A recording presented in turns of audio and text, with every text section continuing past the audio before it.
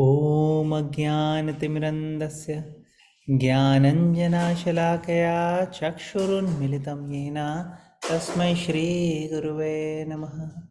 जय श्री कृष्ण चैतन्य प्रभु नित्यानंद श्री अद्वैत गदाधर शिवसदि गौर भक्तवृंद।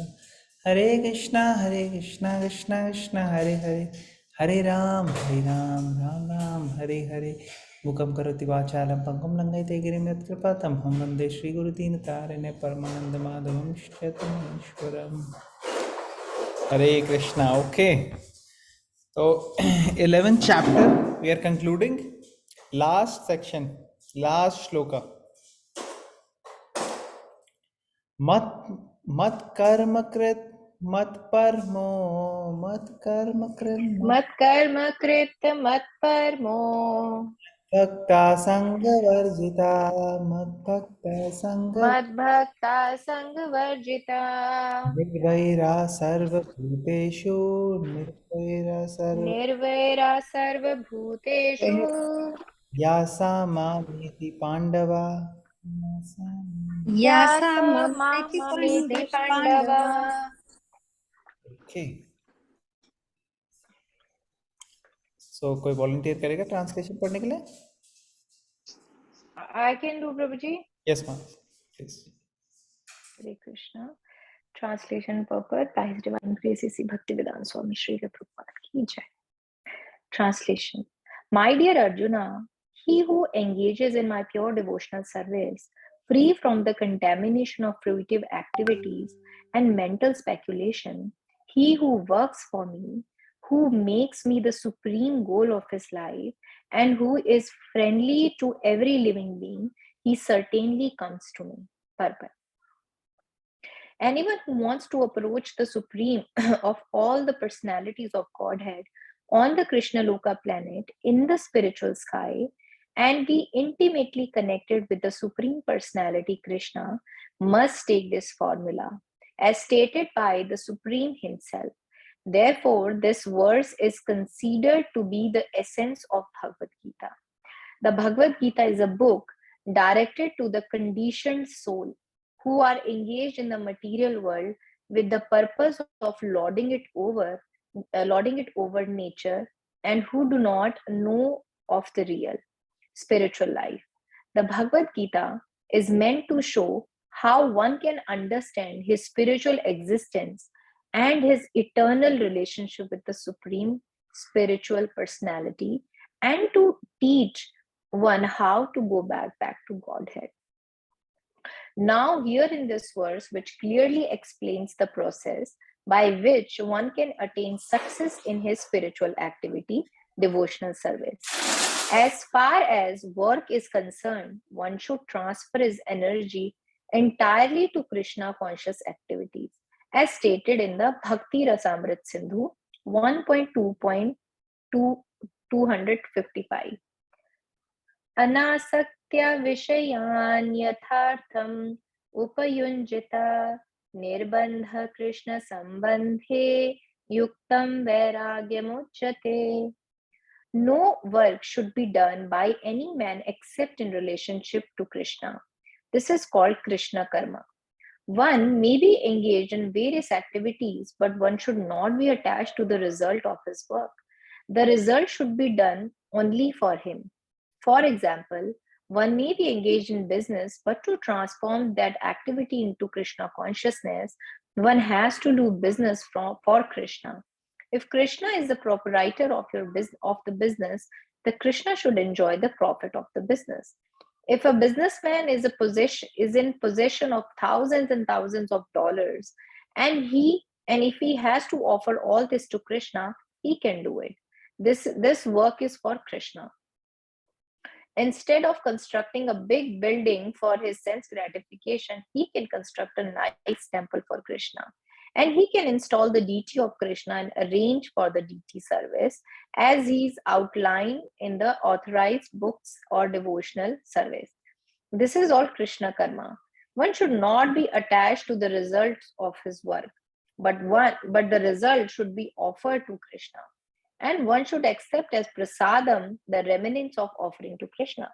If one constructs a very big building for Krishna and installs the deity of Krishna, one is not prohibited from living there, but it is understood that the proprietor of the building is Krishna. This is called Krishna consciousness.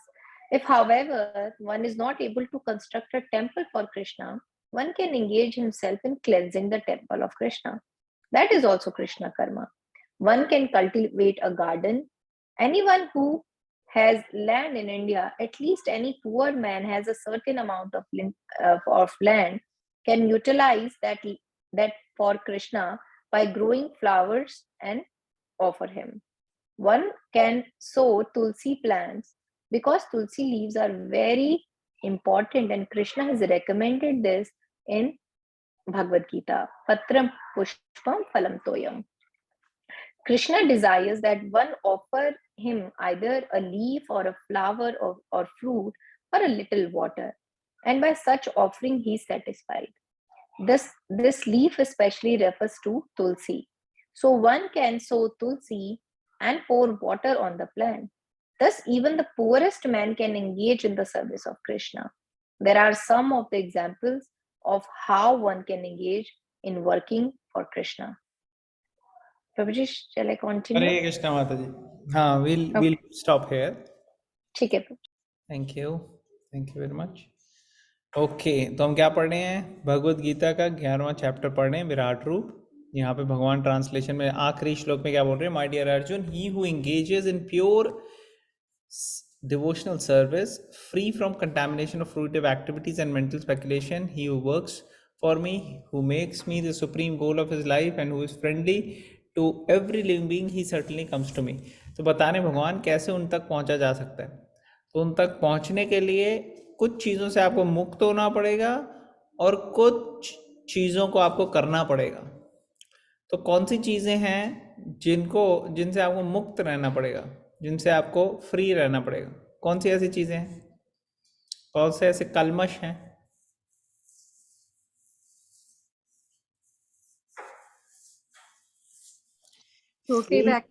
Activities. और दूसरा claiming the results of their karma, Prabhuji.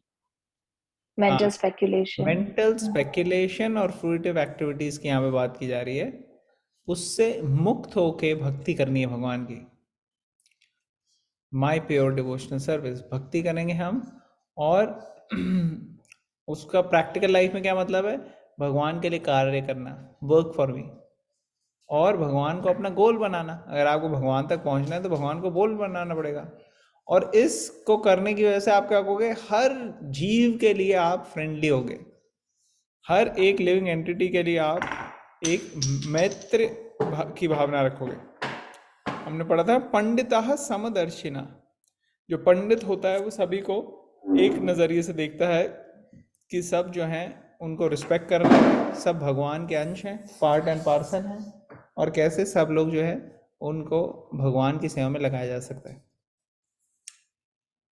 तो पर्पट में Prabhupada explain कर रहे हैं कि कोई भी पहुंच सकता है भगवान के धाम में अगर ये चीज़ फॉलो करे. कोई पार्शियलिटी नहीं है, सबके लिए ओपन है कि आप आइए भगवान के धाम, आप जब बस ये प्रोसेस फॉलो कीजिए. यहाँ पे लिखा हुआ है, ये फॉर्मूला है, टेक दिस फॉर्मूला. ये फॉर्मूला लो, अप्लाई करो. जो भी फॉर्मूला अप्लाई करेगा उसको सही आंसर मिल सकता है और भगवान के धाम वो जा सकता है. तो ये essence, one of the essential versus है भगवत गीता का. भगवत गीता में बताया गया है कैसे ये जो मेंटालिटी है मटेरियल वर्ल्ड में हम लोगों की, कि हम नेचर को अपने सेवा में लगाना चाहते हैं. हम सोचते हैं हम लॉर्ड हैं, हमारे हिसाब से सब कुछ चले तो हमको सेटिस्फैक्शन मिलेगी. मगर असली गोल ये नहीं है कि हमारे हिसाब से सब कुछ चले. असली गोल ये है आध्यात्मिक जगत का कि हम कैसे अपने आप को भगवान के सेवा और इच्छा अनुसार चला पाएं. तो let not me be lord but actually let me be the servant of lord. Bhagavat ज़्यादातर लोग जो भगवान से जाके अपनी इच्छाएं पूरी करने के लिए मांग रहे हैं कुछ ना कुछ, वो चाह रहे हैं कि भगवान मेरी सेवा में लगे. और भक्त जो हैं वो चाह रहे हैं कि हम भगवान की सेवा में लगे। तो बहुत फर्क हो जाता है भगवान का एटीट्यूड। जब हम भगवान को अपनी सेवा में लगाएंगे तो उससे पता लगता है कि हमारी क्या मानसिकता है, क्या मेंटालिटी है। और जब हम कहते हैं हमें भगवान की सेवा में लगना है तो उससे पता लग जाता है भगवान को कि कितना डिफरेंट एटीट्यूड है इस व्यक्ति का, और भगवान उससे कंट्रोल हो जाते हैं ऐसी भावना से, क्योंकि इसमें प्रेम है कि मुझे भगवान की सेवा में लगना है। फिर आगे बता रहे हैं, now here is a verse which clearly explains the process by which one can attain success in spiritual activity, devotional service. तो भक्ति में कैसे एडवांस करना है वो इस पर्टिकुलर श्लोक में लिखा हुआ है। अब ये बहुत ही अच्छा श्लोक और इम्पोर्टेंट श्लोक प्रभुपाद जी यहाँ पे कोट कर रहे हैं, जो ये माता जी ने पढ़ा। अनासक्तस्य विषयान् यथारम उपयुञ्जता निर्बंध कृष्ण संबंधे युक्तम वैराग्यम उच्यते। तो युक्त वैराग्य क्या होता है, कोई बता सकता है? युक्त वैराग्य क्या होता है? हाँ, कौन बताएगा, बताइए।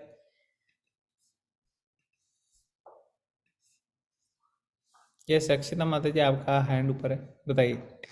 Prabhuji, Yukta Vairagya means everything, whatever you have, to engage that in the service of Krishna. हरी बोल।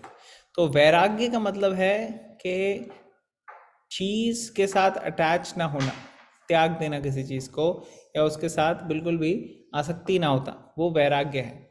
और युक्त वैराग्य है कि चीज के साथ आसक्ति तो नहीं है, लेकिन उस चीज के साथ रिपल्शन भी नहीं है। तो अगर वो चीज है तो उस चीज को वहां पे ही भगवान की सेवा में लगा दिया जाना चाहिए। ये है युक्त वैराग्य। माता जी ने बिल्कुल सही कहा कि जो भी है उसको भगवान की सेवा में लगाओ, ऐसा वैराग्य जो है सबसे ऊंचा है। तो प्रभुपाद इसमें एक्सप्लेन करें, no work should be done except in relationship Krishna. तो इसको कृष्ण कर्म कहते हैं। तो कृष्ण कर्म या अकर्म, इसका कोई कर्म लगता नहीं है, ठीक है ना, क्योंकि भगवान की भक्ति से हो रहा है। तो इसका क्या फिर बेनिफिट क्या है कि भगवान की सेवा में लगने से हम स्पिरिचुअली शुद्ध हो जाते हैं, प्यूरिफाई हो जाते हैं, और फिर भगवान के धाम में जा सकते हैं, भगवान की वहाँ पे भी सेवा कर सकते हैं, और ये हमें पूर्ण रूप से आनंदित कर सकता है। तो प्रभुपाद यहाँ पे एग्जांपल दे रहे बिजनेसमैन का। जैसे कोई बिजनेसमैन है, वो बिजनेस कर रहा है, तो बिजनेस का जो भी प्रॉफिट हो रहा है उसको भगवान का पूरा देने में कोई दिक्कत नहीं आनी चाहिए।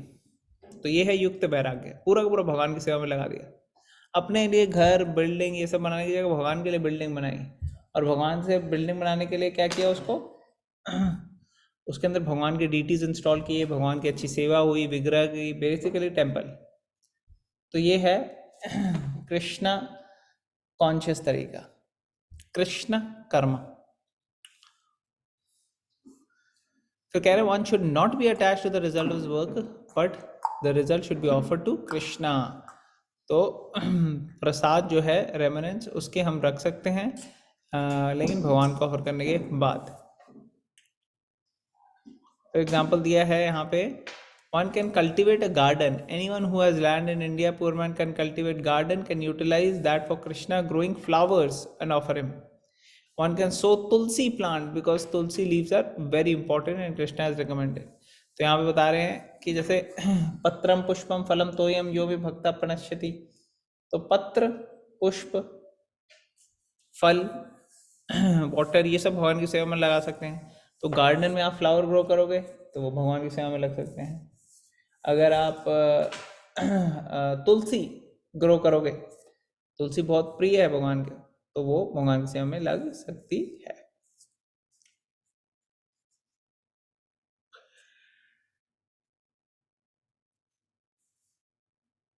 तो यहाँ पे ये बताया, these are some of the examples of how one can engage in working for Krishna. माता जी यहीं तक पढ़ा ना आपने? हाँ जी प्रभु जी। Okay, all right. तो नेक्स्ट चलते हैं। नेक्स्ट कौन पढ़ेगा? नेक्स्ट के दो श्लोक, दो paragraph. Hare Krishna. Hare Krishna, please आप रीड कीजिए। हाँ, The word mat parama refers to one who considers the association of Krishna in his supreme abode to be the highest perfection of life.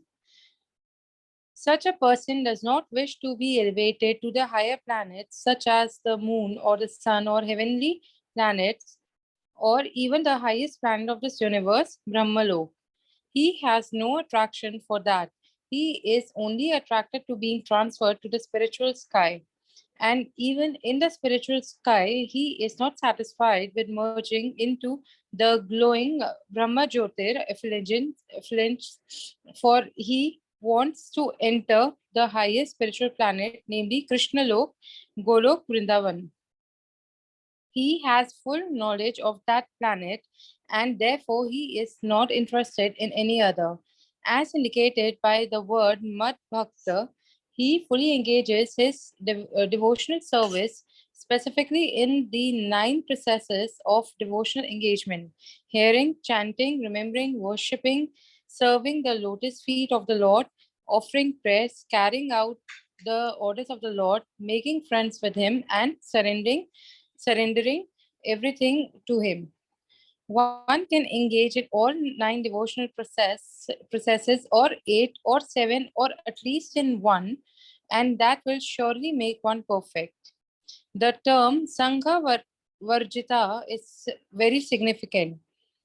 One should dissociate himself from persons who are against Krishna. Not only are the atheistic persons against Krishna, but so also are those who are attracted to fruitive activities and mental speculations. Therefore, the pure form of devotional service is described in Bhakti Rasamatra Sindhu 1.1.11 as मैं follows. Read कर देता हूँ। अन्याभिलाषिता शून्यं ज्ञानकर्माद्यनावृतम् अनुकूलेन कृष्णानुशीलनं भक्तिरुत्तमा. You can read one more paragraph, Rashika, and then we'll talk. We'll discuss. Hanji. Hanji. In this verse, Srila Prarupa Goswami clearly states that if anyone wants to execute unalloyed devotional service, he must be freed from all kinds of material contamination. He must be freed from the association of persons who are addicted to fruitive activities and mental speculation. When freed from such unwanted association and from the contamination of material desires, one favorably cultivates knowledge of Krishna, that is called pure devotional service. Anukulyasya sankalpah pratikulyasya varjanam. Hari Bhakti Vilasa 11.676. One should think Krishna and act for Krishna favorably, not unfavorably. Kansa was the enemy of Krishna's. From the very beginning of Krishna's birth, Kansa planned in so many ways to kill him, and because he was always unsuccessful, he was always thinking of Krishna. Thus, while working, while eating, and while sleeping, he was always Krishna conscious in every respect. But that Krishna conscious was not favorable, and therefore, in spite of his always thinking of Krishna 24 hours a day, he was considered a demon, and Krishna at last killed him. Of course, anyone who is killed by Krishna attains salvation immediately, but that is not the aim of a pure devotee. The pure devotee does not even want salvation. He does want to be transferred even to the highest planet, Goloka Vrindavan. His only objective is to serve Krishna wherever he may be. Hare Krishna. Hare Krishna. Thank you. Okay. तो हमने यहाँ तक discuss किया था कि कोई भी पत्रम पुष्पम फलम तोयम ये सब ऑफर कर सकता है. पत्ता, लीफ में उन्होंने कहा प्रभुपाद ने तुलसी लीफ स्पेसिफिकली भगवान को बहुत प्रिय है, तो गरीब से गरीब व्यक्ति भी ऐसे कर सकता है, और जो बड़ा बिजनेसमैन है वो बड़े बड़े मंदिर खोल सकता है. फिर आगे बता रहे हैं प्रभुपाद, तो ये सब था वर्क्स फॉर मी, भगवान के लिए वर्क्स फॉर मी जो करता है. फिर नेक्स्ट पॉइंट बता रहे हैं यहाँ पे, mat parmaha, who considers the association of Krishna in his supreme abode to be the highest perfection of life. जो व्यक्ति सोचता है कि ये हाईएस्ट परफेक्शन है, वो व्यक्ति जो है भगवान की तरफ बढ़ सकता है। ऐसा व्यक्ति जो बिल्कुल भी ऊंचे प्लैनेट्स पे, जैसे मटेरियल वर्ल्ड के अंदर अलग अलग हायर प्लैनेट्स, हेवन, स्वर्ग, इधर उधर जाने के लिए नहीं प्रयास कर रहा, ब्रह्मलोक, स्वर्लोक, महरलोक, तपलोक, मगर वो कहाँ जाने के लिए सोच रहा है? वो सोच रहा है कि भगवान की सेवा में कैसे लगा जाए, वहाँ जाना है मैंने। तो अगर भगवान की सेवा में लगने के लिए भगवान के अबोर्ड में, वैकुंठ में जाना की ज़रूरत है, तो वहाँ पे भी जाऊँगा मैं। लेकिन उसको बहुत ज़्यादा इंजॉय करने के लिए स्वर्ग लोक और इधर उधर लोकों में जाने की कोई खास इच्छा है नहीं, कोई अट्रैक्शन है नहीं उसकी। तो इसलिए उसकी स्पिरिचुअल स्काई में, भगवान के धाम में जाने के लिए अट्रैक्शन है। और स्पिरिचुअल स्काई से पहले ब्रह्म ज्योति भी आती है। उस ब्रह्म ज्योति में उसको कोई इच्छा नहीं होती अट्रैक्ट होने की, क्योंकि वहाँ भी भगवान की सेवा नहीं है। हालांकि जन्म मृत्यु चक्र से बच जाता है व्यक्ति, मगर भगवान की सेवा में नहीं लग पाता, इसलिए वो उसके भी बियॉन्ड जाता है, सीधा गोलोक वृंदावन में।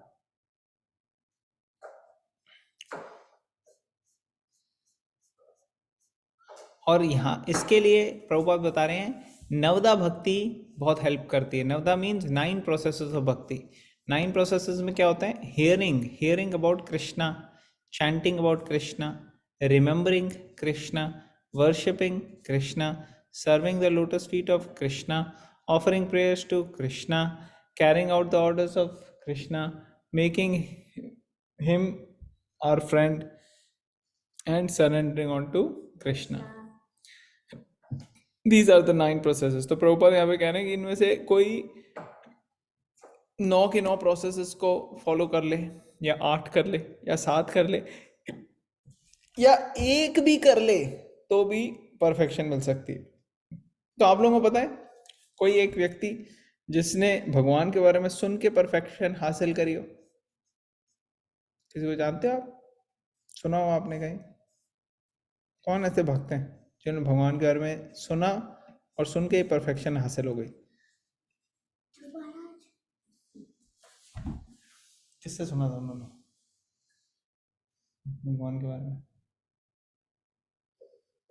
प्रहलाद महाराज। ओके, प्रहलाद महाराज, वेरी गुड। और प्रहलाद महाराज एक्चुअली स्मरणम के लिए कहते हैं, स्मरण नहीं, नारद मुनि से। हाँ, ओके। एक्चुअली हियरिंग में आता है परीक्षित महाराज। किससे सुना था परीक्षित महाराज ने? सुखदेव गोस्वामी से, ठीक है ना। और चैंटिंग से या भगवान के बारे में सुनाने से, बताने से किसने परफेक्शन हासिल की? किससे सुना परीक्षित महाराज ने? हाँ, सुखदेव गोस्वामी। तो सुखदेव गोस्वामी जो हैं वो भगवान के बारे में बोलते बोलते परफेक्ट हो गए। रिमेम्बरिंग स्मरणम में प्रहलाद महाराज, वर्शिपिंग में Prithu Maharaj, serving the lotus feet of the lord, इसमें कौन है? कौन सेवा करता है भगवान के पैरों की? Lakshmi ji. Offering prayers, Akrura. Carrying out the orders of lord, सेवक Hanuman ji. Making friends with him, कौन है भगवान के फ्रेंड्स? कौन है? अर्जुन और श्रीदामा, सुदामा, गोपास। और आत्मनिवेदनम, सरेंडरिंग एवरीथिंग टू कृष्णा, कौन करता है? कौन इसमें परफेक्ट है? बलि महाराज। बलि महाराज ने पूरी तरह से सरेंडर कर दिया सब कुछ। तो ये हो गए बलि महाराज। और फिर सारे के सारे प्रोसेसेस में परफेक्शन हासिल किया अम्बरीश महाराज, ठीक है ना। One can engage in all 9 or 8 or 7 or at least 1. Okay, आगे बता रहे हैं टर्म संग वर्जिता, वेरी सिग्निफिकेंट, बहुत सिग्निफिकेंट है। One should dissociate himself from persons who are against Krishna. तो कई सारे हैं वो कृष्णा के अगेंस्ट है लोग, वो नास्तिक व्यक्ति हो सकते हैं, या वो ऐसे व्यक्ति हो सकते हैं जो सिर्फ जा रहे हैं मंदिरों में कुछ मांगने के लिए कि ये पूरा कर देना हमारा। ऐसे व्यक्तियों को भी कृष्णा से कोई ज़्यादा अट्रैक्शन नहीं है, वो किसी भी देवी देवता के पास चले जाएंगे, कहीं पे भी चले जाएंगे। और ऐसे लोग जो मेंटल स्पेक्युलेट, ज्ञानी, वो ज्ञानी भी जो हैं उनको भगवान की भक्ति में बहुत ज़्यादा रुचि नहीं है। तो ये सारे के सारे लोग जो हैं संग वर्जिता, इनका संग जो है ना, इनका एसोसिएशन जो है वो हमारे को एक्चुअली बचना चाहिए इनसे, क्योंकि इनसे कंटामिनेशन हो सकता है। फिर यहाँ पे श्लोक कोट कर रहे हैं, बहुत ही ज्यादा इंपॉर्टेंट श्लोक भक्ति रसामृत सिंधु में से। क्या? अन्य अभिलाषिता शून्यम ज्ञान कर्मादि अनावृतम अनुकूलेन कृष्णनु शीलनम भक्तिरुत्तमा। तो सबसे ऊंची हाईएस्ट लेवल की भक्ति कैसी है भगवान के साथ, जो जिनका प्रेम होता है सबसे स्ट्रॉन्गेस्ट लेवल पे, वो कैसे बिहेव करते हैं? तो उनकी टेंडेंसी खत्म आ जाती है दूसरी चीजों की इच्छा रखने की। अभी हमारी बहुत टेंडेंसी है दूसरी चीजों की तरफ जाने की। हमें कंफर्ट चाहिए बॉडीली, हमें फाइनेंशियल क्या कहते हैं प्रोग्रेस चाहिए, करियर में प्रोग्रेस चाहिए, कंफर्ट लाइफ हो, आलीशान घर बार बंगला गाड़ी, सबकी सेहत बनी रहे। हम ये सब चीज़ों में बहुत ज़्यादा फोकस रखते हैं। और भगवान की भक्ति ठीक है, हो रही है, थोड़ा बहुत कर लिया, मंदिर चले गए, हो गया काम खत्म। तो ये तरीके की जो है भगवान की सेवा प्रॉपर नहीं है, ये हाईएस्ट लेवल की नहीं है। हाईएस्ट लेवल मीन्स बाकी सारी चीज़ों की टेंडेंसी फीवर कम हो जाना चाहिए और भगवान की सेवा का फीवर बढ़ जाना चाहिए, वो है असली भक्ति। तो कोई भी और दूसरी डिजायर्स की इच्छा की टेंडेंसी ना होना, और सारे मटेरियल अट्रैक्शंस और डिजायर से मुक्ति पाना। He must be freed from the association of persons who are addicted to fruitive activities and mental speculation. ऐसे लोगों की संग से बचना। और इस तरीके के संग में अगर हम नहीं रहेंगे और भक्तों के संग में रहेंगे तो हमारी भक्ति बड़ी आगे बढ़ेगी। जो जो भक्ति के अनुकूल है उन चीज़ों को अपनाना, जो जो भक्ति के प्रतिकूल है उन सबको दूर रखना। जो भक्ति के लिए फेवरेबल है उन चीज़ों को एक्सेप्ट करना अपनी लाइफ में, जो भक्ति के लिए अनफेवरेबल है उनको हटाना। तो ये सारी चीज़ों का ध्यान रखना है। कंस जो है वो कृष्णा का एनिमी था। वो कितने टाइम से भगवान को मारने के लिए अलग अलग प्लानिंग करता था। वो सोते जागते हर वक्त कृष्णा के बारे में सोचता रहता था, लेकिन फिर भी ये नहीं कहते कि वो डिवोटी है बहुत बड़ा। कोई कहेगा नहीं नहीं वो हमेशा सोचता था। तो आपने कहा था कि अगर जो भगवान के बारे में हमेशा स्मरण करते हैं वो भक्त होते हैं। हाँ, लेकिन वो फेवरेबली करना चाहिए। फेवरेबली मीन्स भगवान की सेवा के लिए, उनके बेनिफिट के लिए, ना कि उनको मारने के लिए। कंसा जो था वो इसलिए राक्षसी प्रवृत्ति का, वो भक्त नहीं था। लेकिन भगवान इतने दयालु हैं कि भगवान जिसको भी मारते हैं उसको बेनिफिट ही मिलता है। वो ऐसे आगे इससे एडवांसमेंट ही होता है। इसलिए जब उसकी मृत्यु हुई तो उसको भी बड़ी हाई डेस्टिनेशन मिली, कंसा को। तो ये भगवान है। भगवान का प्यार हो या भगवान का द्वारा किलिंग हो, दोनों ही सामने वाले को बेनिफिशियल ही होते हैं। लेकिन जो शुद्ध भक्त हैं वो भगवान के प्रेम में इतने ज़्यादा भगवान के साथ कनेक्टेड होते हैं कि वो भगवान की सेवा के बारे में ही सोचते हैं, और कोई चीज़ के बारे में उनको सोचने के लिए टाइम नहीं है।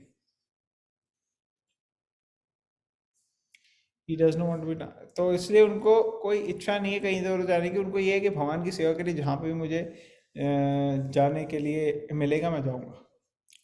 ओके, तो लास्ट के 2 पैराग्राफ रह गए इस चैप्टर के। कौन पढ़ेगा? इंदु आंटी आप पढ़ेंगे? आपने नहीं पढ़ा? Yes Prabhu ji.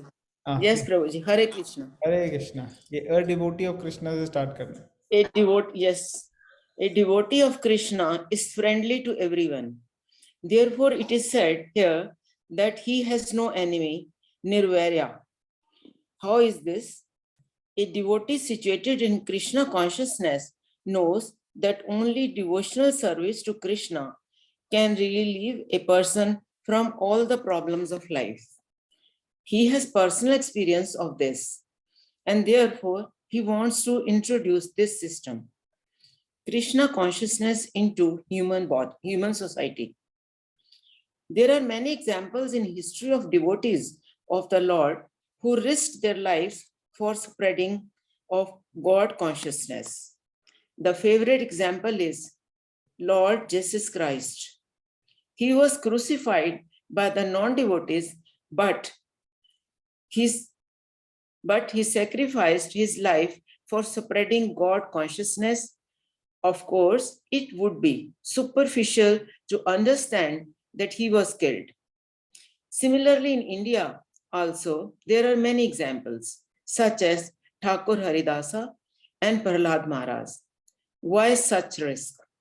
Because they wanted to spread Krishna consciousness, and it is difficult. A Krishna conscious person knows that if a man is suffering, it is due to the forgetfulness of his eternal relationship with Krishna. Therefore, the highest benefit one can render to human society is relieving one's neighbor from all material problems. In such a way, a pure devotee is engaged in the service of the Lord.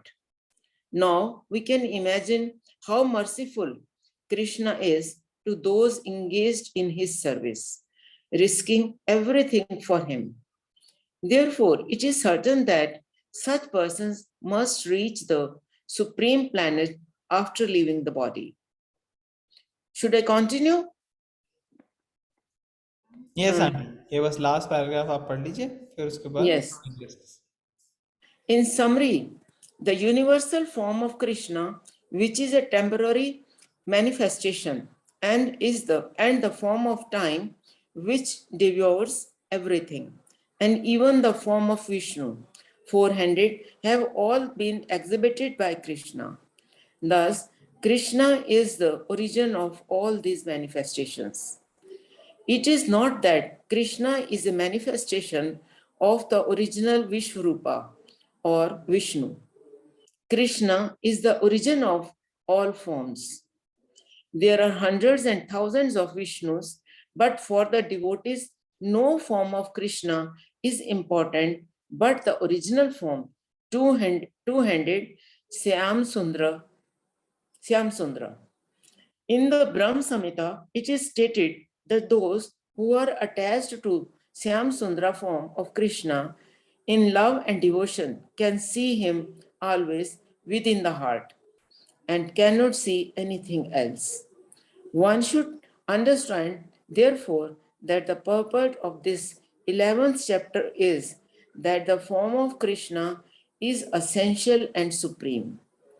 Thus, end of Bhaktivedanta purports to the 11th chapter of the Srimad Bhagavad Gita in the matter of the universal form. Hare Krishna. Hare Krishna, thank you aunty for reading. Okay, तो इन दो paragraph में हमने क्या पढ़ा? प्रभुपाद बता रहे devotee of Krishna is friendly to everyone, सबके लिए मैत्री का भाव रखता है, तो उसके कोई दुश्मन होते नहीं, उसके कोई एनिमी होते नहीं है, उसके कोई, इसलिए उसको कहते हैं अजात शत्रु. अजात शत्रु मतलब उसका वो किसी को अपना दुश्मन समझता नहीं है. Nirvairaha. A devotee situated in Krishna consciousness knows that only devotional service of Krishna can relieve a person from all the problems of life. सिर्फ भक्ति है जो सारे प्रॉब्लम से हमें बाहर निकाल सकती है.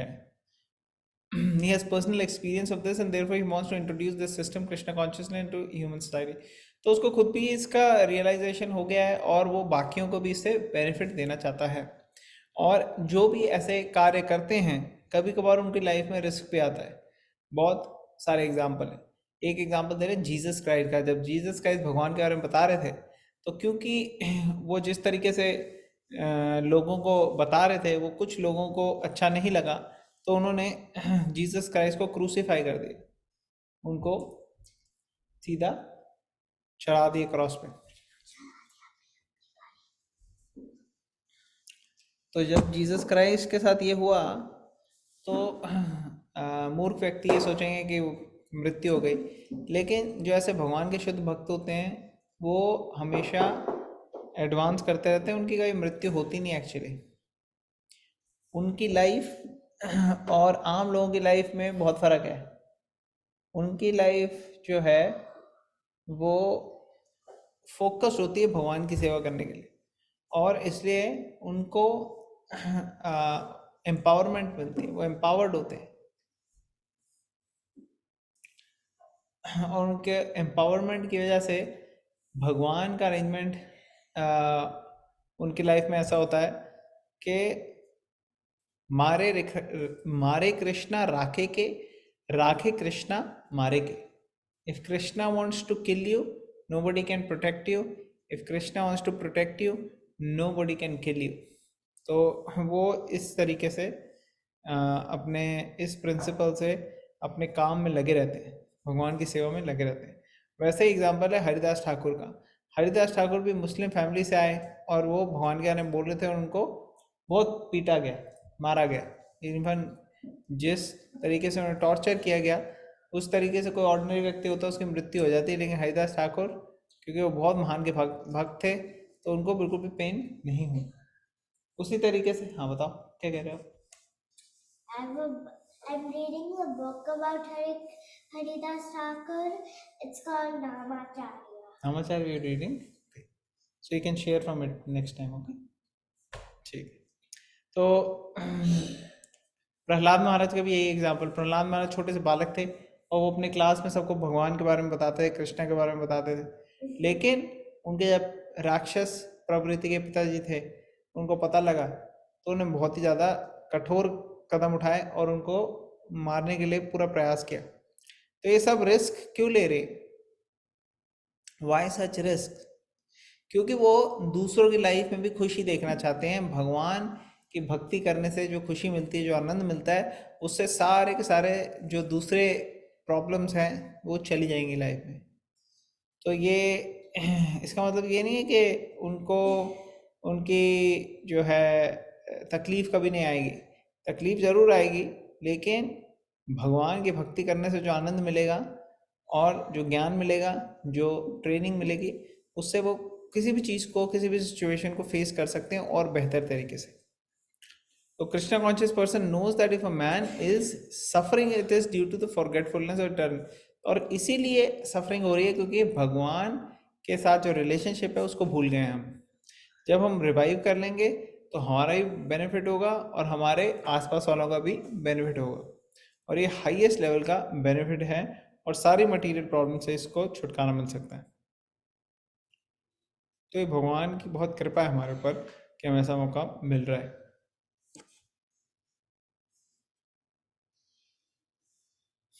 Therefore it is certain that such person must reach the supreme। तो इसलिए वो लोग भगवान की सेवा में लगे हुए हैं, तो जब ये धरती से जाते हैं वो सीधा भगवान के अबोर्ड में जाते हैं। फिर इन समरी बता रहे हैं यहाँ पे प्रभुपाद की यूनिवर्सल फॉर्म ऑफ कृष्ण, ये जो विराट रूप है, ये टेम्परेरी मैनिफेस्टेशंस हैं। ये सब कुछ और सब लोगों को डिवावर खत्म कर देता है, और हालांकि ये भगवान विष्णु है क्या फॉर्म है, मगर ये जो 400 फॉर्म है भगवान की उससे अलग है, ये टेम्परेरी है और वो इटर्नल फॉर्म होते हैं भगवान के। और भगवान कृष्ण जो है, he is the origin of all these manifestations. It is not that Krishna is the manifestation of original Vishrup or Vishnu. Krishna is the origin of all forms. तो भगवान जो है वो खुद मैनिफेस्टेशन नहीं है किसी रूप की, बल्कि वो सोर्स है, स्रोता है सारे के सारे फॉर्म्स के। इसीलिए हम देखते हैं विराट रूप में कितने सारे अलग अलग फॉर्म्स थे, अलग अलग डेमी गॉड्स थे, अलग अलग hundreds and thousands of Vishnu's थे, और कई अलग अलग प्रकार की चीज़ें हो रही थी, और वो सारी की सारी जो मैनिफेस्टेशंस थी वो भगवान कृष्ण में से ही आ रही। तो ही कृष्ण इज द सोर्स। और जो 2 हाथ श्याम सुंदर फॉर्म है कृष्णा का, वो बहुत ही रेयर और बहुत स्पेशल है और इटर्नल है वो। और ब्रह्म संहिता में कहा गया है कि that one who is attached to Sham Sundar form Krishna in love and devotion can see him always within the heart. तो जो भगवान के श्याम सुंदर रूप में भगवान के दर्शन करना चाहते हैं और वैसे भगवान की तरफ पढ़ते हैं, वो अपने हृदय में भगवान के फॉर्म का दर्शन कर सकते हैं हमेशा. One should understand therefore that the purport of this 11th chapter is that the form of Krishna is essential and supreme. तो भगवान ऐसे कोई निराकार नहीं है, मगर भगवान का रूप है और भगवान का आकार है और भगवान का निराकार एस्पेक्ट भी है एक अलग. ये सब चीजें हैं भगवान की, तो इसलिए भगवान पूर्ण रूप से पूर्ण है. Thus end the Bhaktivedanta purport to the 11th chapter of Srimad Bhagavad Gita in the matter of universal form. Okay. So thank you everyone. आप लोगों के पेशेंस से और सपोर्ट से अभी हमने 11 चैप्टर भगवद गीता के कर लिए हैं. हमारे कितने और चैप्टर्स आए गए भगवद गीता के? कौन बताएगा? कितने चैप्टर्स अभी बचे हैं हमारे? 7 और चैप्टर बचे हैं, 11 हो गए. Very good. तो किसी का कोई क्वेश्चन, कमेंट, कोई पॉइंट है आज के उसमें से, आज जो हमने डिस्कस किया उसमें? तो क्विज होगी हमारी नेक्स्ट संडे. एक वीक के लिए हम ब्रेक देंगे ताकि सब लोग अपना प्रिपेयर कर सकें. और नेक्स्ट संडे जो क्विज है उसके अंदर के लिए ये जो खासकर पिछले 2-3 श्लोका है, लास्ट के 3 श्लोका, वो अच्छे से कर लीजिएगा. और इसके अंदर ये जो श्लोका है ना, खासकर इस लास्ट पर्टिकुलर पर्पट में, ये जो 2 श्लोक प्रभुपाद ने यहाँ कोट किए हैं, ये वाला श्लोक और ये वाला श्लोक, इनको कोशिश करना आप मेमोराइज करने का. लेकिन अगर मेमोराइज ना हो तो कम से कम मीनिंग तो पूरा कर ही लेना. लेकिन मेमोराइज भी कर लोगे तो अच्छा है, क्योंकि ये आने के बहुत चांसेस है क्विज में. ठीक है,